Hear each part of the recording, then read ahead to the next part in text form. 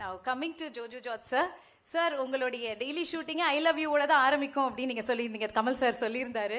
எப்படி இருந்தது சார் நீங்க ஆன் போர்ட் வரீங்க தக் லைஃப்ல அப்படின்னும் போது எப்படி இருந்தது? இது கேரளா பிரஸ்ல இருந்து கேட்டிருக்காங்க இந்த கேள்வியை. அவரை பார்த்து எப்படி ஐ லவ் யூ சொல்லாம போக முடியும்?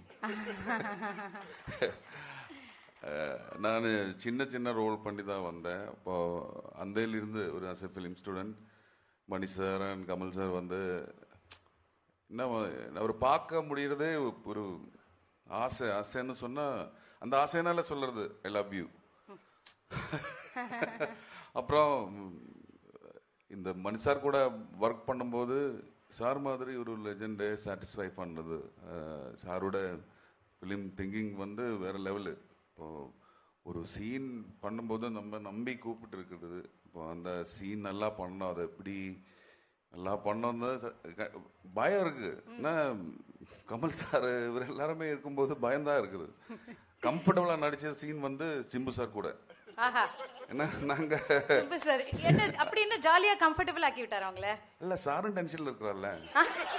எல்லா டென்ஷன் கும்பலா டென்ஷனா இருப்போம்.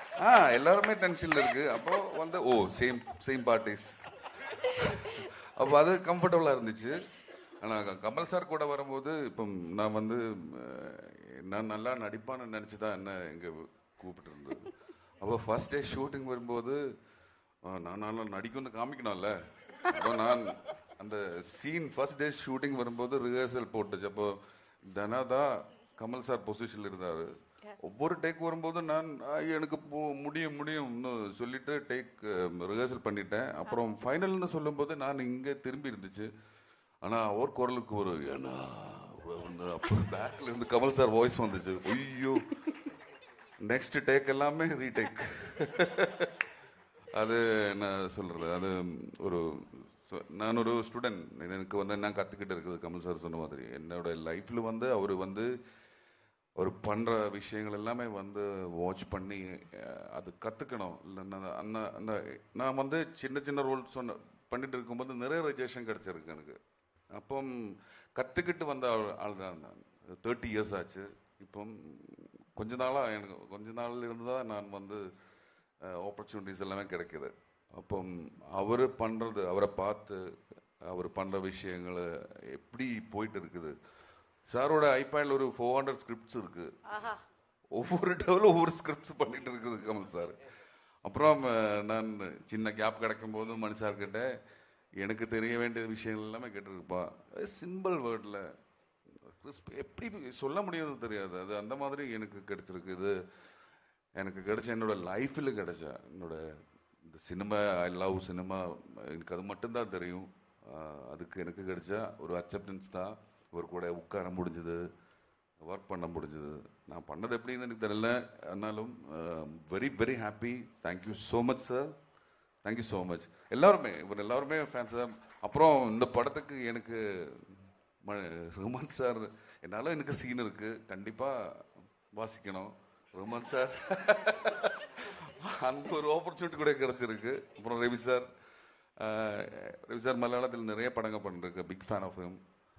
இந்த ஒர்க் வந்து பெரிய ஒர்க் ஆகிடும்னா நான் வந்து ஒவ்வொரு வீக்லுமே எனக்கு கான்டாக்ட் அசிஸ்டன்ட் டைரக்டர்ஸ் அவரை கூப்பிட்டு நான் கேட்பேன் எப்படி இருக்கு, என் கேரக்டர் எப்படி இருக்கு, படம் எப்படி வந்திருக்கு. இப்போ அந்த assistant directors and whole crew எல்லாருமே சொல்றாரு வேற லெவல் அந்த மாதிரி சொல்லிட்டு இருக்குது. அப்போ அவ்வளோ excitement and big thanks to this opportunity. Thank you. Thank you sir. பயங்கர எக்ஸைட்டடா இருக்காருன்னு தெரியுது. ஆனா கமல் சார் எல்லாரும் சொல்ற ஒரே விஷயம் இதுதான் சார், உங்களை பார்த்தா நடுங்குது, பயப்படுறோம் அப்படின்னு. எதனால சார்? உங்களோட லுக்கா என்னன்னு எனக்கு தெரியல சார். இல்ல என்னோட பயத்தை கடத்திட்டேன் அந்த முகம். எனக்கே பயந்தாங்க ஒவ்வொரு வாட்டி பண்ணும்போது. அதை காட்டிக்க மாட்டேன். வீரம்னா என்ன தெரியுமா? பயம் இல்லாத மாதிரி நடிக்கிறேன். அதை அவங்களை கடத்திட்டு நான் வீர மாதிரி நின்றுட்டு இருக்கேனே தவிர எல்லாருக்கும் பயம் இருக்கும். ஷாட்டுக்கு நடுவில் ஏன் மணிரத்னம் உட்கார மாட்டேங்கிறாருன்னா பயம்தான். ஏன் ரஹ்மான் திரும்ப கரெக்ஷன் ஒண்ணு இன்னும் கொஞ்சம் சேர்க்கிறேன்னா நல்லா வரணுங்கிற பயம்தான். அவர் ஃபோக்கஸ்லயும் அப்படிதான் பண்ணுவாரு, கலர் கரெக்ஷன்லயும் அப்படிதான் பண்ணுவாரு. இதுல எல்லாருமே நல்லா ஒர்க் பண்ணியிருக்காங்க. இது ஏதோ என்னை பத்தி நல்லா சொன்னதுக்கா அவங்கள பத்தி நான் நல்லா சொல்றது அது மாதிரி நடக்கிற மாதிரி இப்ப இருக்கிறவங்களுக்கு தோணும். படம் பாருங்க, நாங்க பேசுனதுல எவ்வளவு நிஜம் இருக்குன்னு உங்களுக்கு தெரியும். அது ஜூன் 5th. இதை தவிர பாக்கி எல்லாம் பேசிட்டீங்கன்னு எனக்கு ஒரு நோட் வந்தது. Yes sir. இதை தவிர பாக்கி எல்லாம் பேசிட்டீங்க அப்படின்னாங்க. ஜூன் 5th ரிலீஸ் படம் இல்லைங்களா? Yes sir. ஆமா, இது எங்களுக்குள்ள inside joke. And coming to Abhirami ma'am, நீங்க வந்துட்டு அன்னலக்ஷ்மியா வாழ்ந்துட்டீங்க, கமல் சாரோட டைரக்ஷன்ல நடிச்சிட்டீங்க, இப்போ சேர்ந்து நடிச்சிருக்கீங்க மணி சார் டைரக்ஷன்ல இந்த படத்துல. எப்படி இருந்தது இந்த எக்ஸ்பீரியன்ஸ்? அதான் நான் முன்னாடி சொன்ன மாதிரி தான், அந்த ஒரு இதெல்லாம் எனக்கு இதெல்லாம் நடக்குமாங்கிறது. see there you have to have the audacity to dream a certain dream. அந்த ட்ரீம் எல்லாம் காணறதுக்குள்ள audacity கூட எனக்கு இல்லை. so these are even beyond my most audacious dreams that this will happen. But I will say that as my two directors, Kamal sir as my director, he will always be my guru, my director, and Mani sir as my most recent and most cherished director. They have a lot of similarities.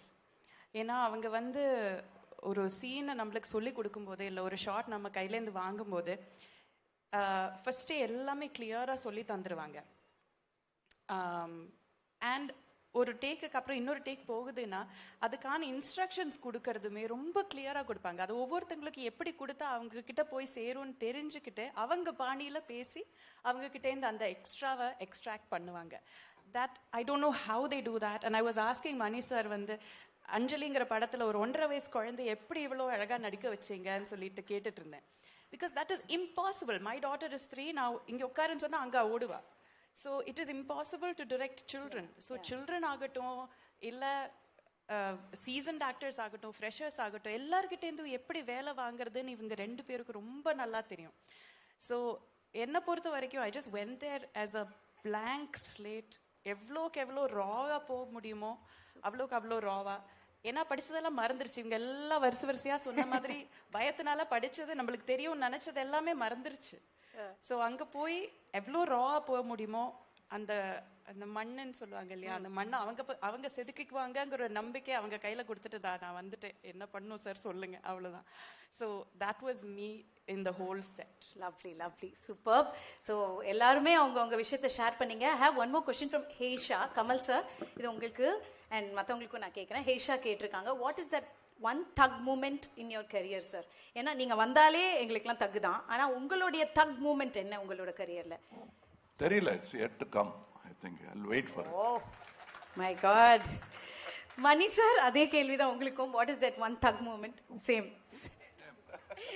A Rahman sir, sir நல்ல ஒரு தக் reply கொடுங்க sir. இவங்க கூட சேர்ந்தது sir. Simbu sir, நீங்களாவது சொல்லுங்க sir, one thug moment in your career sir. இவர் இப்படி சொன்ன நாங்களாம் எப்படி சொல்றது அப்படின்னு யோசிக்கிறீங்களா? Please. Oh, sitting next to him. Oh, wow. Sitting next to Kamal sir. இப்படி ஒரு incredible team ஓட அது ஒரு thug moment இருக்குன்றீங்க. சூப்பர்.